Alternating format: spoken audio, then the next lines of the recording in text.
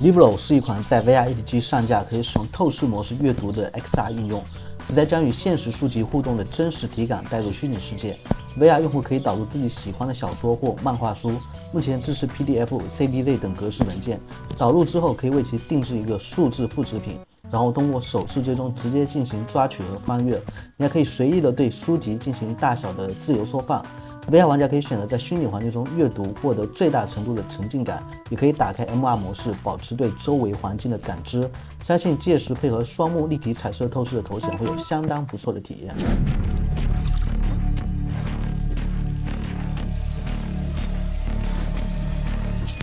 VR 是虚拟的，但体验是真实的。大家好，欢迎来到本期的 VR 玩乐，我是老朋友翟老师。XR 漫画阅读器 Libro 目前是只在 Quest2 的 App Lab 商店上架，有一个 demo 版本可以免费体验应用的交互方式和实际阅读效果。demo 跟正式版最大的差别，也就是差了一个导入用户自己书籍的功能，其他方面完全一致。由于Quest2的透视是黑白的且无法直接内录，所以咱们还是用 VR 模式来感受一下好了。进入之后就是一个非常简洁的虚拟环境空间，我们看向我们的左手，也就是把左手抬起，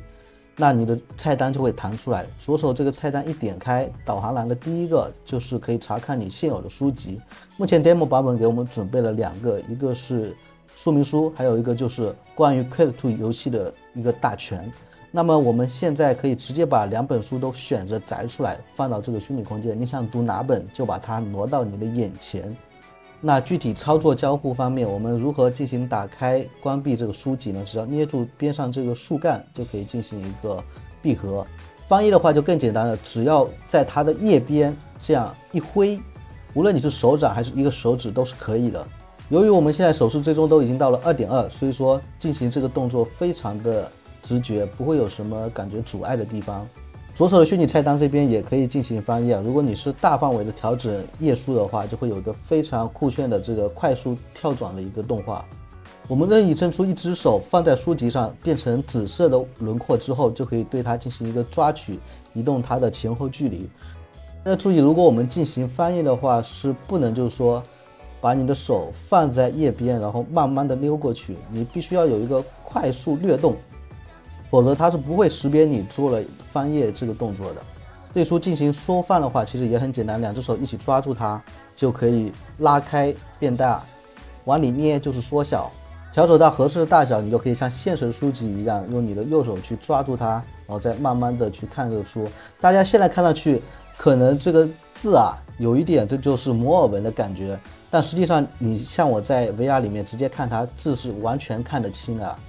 如果你的视野换了个角度，你就可以按下虚拟菜单的右下角，把这个书籍回到你的视野中心。在总的菜单设置里面，还有一个值得大家注意的设置，就是你可以调整整个书籍的对比度，因为它现在就是说是白色的文字，黑色的底嘛，那你提高它的对比度之后，你可以明显看到这白色的字就更突出了，包括整个书籍里面的这些插图都会变得更有饱和度的色彩。在这里我不得不说，这本Quest2游戏大全是做的真的非常的好，大家你进到这个 demo 里面一定要好好读一下这本书。无论是最新的游戏，即便是没有推出的游戏，它也包含进去了，然后有着非常详细的描述。当然有时候你自己导入了这个 PDF 书籍，它的一个比例可能并不是你想要的，所以说你就可以在设置里面更改它的长宽比，甚至于包括这本书的厚度你也可以去改变。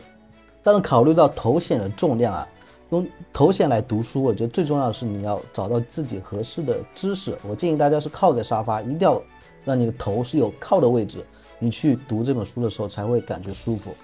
最后就是你还可以对这本书的这个数字复制品的封面还有内页第一页进行一个自由的定制，你可以把任意书籍里的一页变换成这本书的封面。